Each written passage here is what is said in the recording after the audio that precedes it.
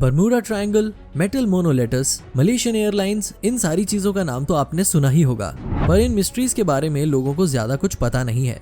किसी को ये नहीं पता कि ये चीजें क्यों हुई। उसी तरह इंडिया में भी बहुत सारे मिस्ट्रीज हैं जिनके बारे में लोगों को ज्यादा कुछ नहीं पता। 2018 में कुछ 25 lakh 26 lakh science research papers release हुए थे, पर साइंस के पास भी बहुत सारी चीजों का जवाब नहीं होता। तो ये है टॉप 5 अनसॉल्व्ड इंडियन मिस्ट्रीज।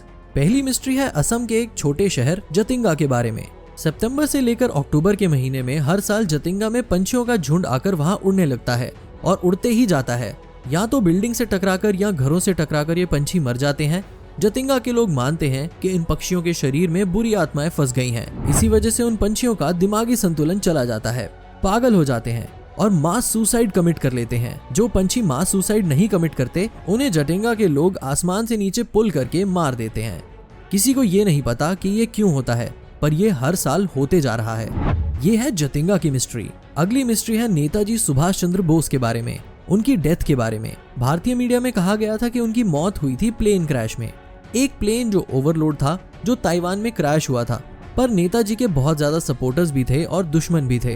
उनके जितने भी सपोर्टर्स थे आईएनए में, इंडियन नेशनल आर्मी में, वो मानते थे कि सुभाष चंद्र बोस की मौत कभी हुई ही नहीं। वो मानते थे कि ये कोई कॉन्स्पिरेसी है। नेताजी के दुश्मनों ने ये कॉन्स्पिरेसी फैला दी है कि सुभाष चंद्र बोस की मौत हो गई है, जबकि असल में शायद उनकी मौत हुई ही नहीं थी। और तो और इंडियन इंडिपेंडेंस के बाद बहुत सारे ऐसे इवेंट्स हुए थे जहां लोगों ने कहा था कि सुभाष चंद्र बोस वहां देखे गए थे। जैसे कि उत्तर प्रदेश के एक छोटे शहर फैजाबाद की ये कहानी। फैजाबाद उत्तर प्रदेश का एक ऐसा शहर है जहां ये कहा जाता है कि गुमनामी बाबा नाम के एक इंसान वहां लोगों की मदद करते थे, पर उनका चेहरा बिल्कुल सुभाष चंद्र बोस की तरह था। नेताजी की कहानी को लेकर ऐसे बहुत सारी कॉन्स्पिरेसी थ्योरीज हैं और लेजेंड्स जिन्हें लोग आज भी मानते हैं कि उनकी मौत ताइवान में नहीं हुई थी, उनकी मौत उस प्लेन क्रैश में नहीं हुई थी। और अगर उनकी मौत नहीं हुई थी तो नेताजी ने पब्लिक में ये बात क्यों नहीं कही?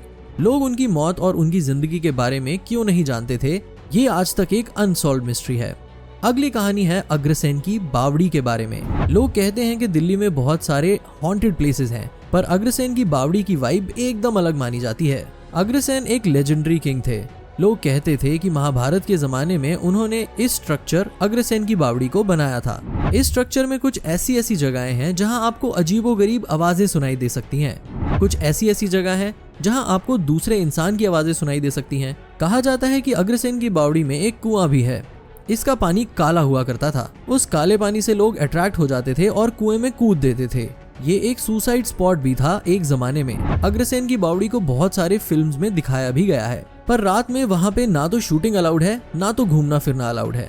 इस स्ट्रक्चर से बहुत ज्यादा मिस्ट्रीज अटैच्ड हैं। ये क्यों होता है, कैसे होता है, किसी को पता नहीं। क्या अग्रसेन की बावड़ी पर कोई इलेक्ट्रोमैग्नेटिज्म का इफेक्ट है या इसके पीछे का राज कुछ और ही है? अगली मिस्ट्री है बैजनाथ मंदिर के बारे में। ये एक शिव भगवान का मंदिर है जो 9th सेंचुरी में बनाया गया था। इसके लॉन में एक 90 किलो का पत्थर है जो लोग कहते हैं कि आप अकेले कभी भी नहीं उठा सकते। पर अगर आप आज भी इस उत्तराखंड के बैजनाथ मंदिर को गूगल करोगे तो आपको बहुत सारे लोगों के अकाउंट्स मिलेंगे जिन्होंने इस पत्थर को उठाया है। 9 लोग और हर एक की 9 उंगलियां। 8 लोग कभी साथ मिलकर इस पत्थर को उठा नहीं सकते। ये क्यों होता है, कैसे होता है? साइंस के पास इस चीज का कोई जवाब नहीं है। हमारी वीडियो की आखिरी कहानी है कुलधरा गांव के बारे में।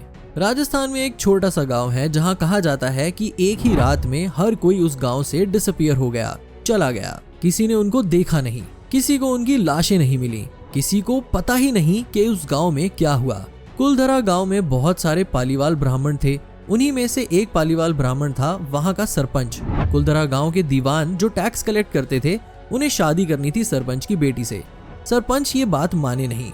दीवान को बहुत बुरा लगा और फिर दिमाग में ये फैसला किया कि उस गांव पर बहुत ज्यादा टैक्स लगाया जाएगा और पालीवाल ब्राह्मणों को ये बात अच्छी नहीं लगी। तो कहा जाता है कि उन्होंने ये फैसला किया कि वो उस गांव को छोड़कर चले जाएंगे और जाते जाते कुलधरा गांव को श्राप भी दे दिया। पालीवाल ब्राह्मणों ने ये कहा कि जो भी इंसान इस गांव में उस दिन के बाद रहेगा वो एक बुरी मौत मरेगा। और एक रात उस गांव में जितने भी लोग थे वो गायब हो गए, चले गए। और कहा जाता है कि किसी ने भी उस गांव के एक भी सदस्य को उस दिन के बाद नहीं देखा। ये है कुलधरा गांव की मिस्ट्री। और ये थी भारत के 5 अनसॉल्व्ड मिस्ट्रीज। अगर वीडियो अच्छा लगा लाइक कीजिए, शेयर कीजिए और कमेंट्स में ये बता दीजिए कि आपको ऐसी ही और वीडियोस अगर देखनी है तो वो किस टॉपिक पर होनी चाहिए। भूतों की बात होगी, एलियंस की बात होगी, मिस्टीरियस बातें होंगी, कॉन्स्पिरेसीज की बात होगी। फिलहाल आज के लिए बस इतना ही। आपका बहुत बहुत शुक्रिया।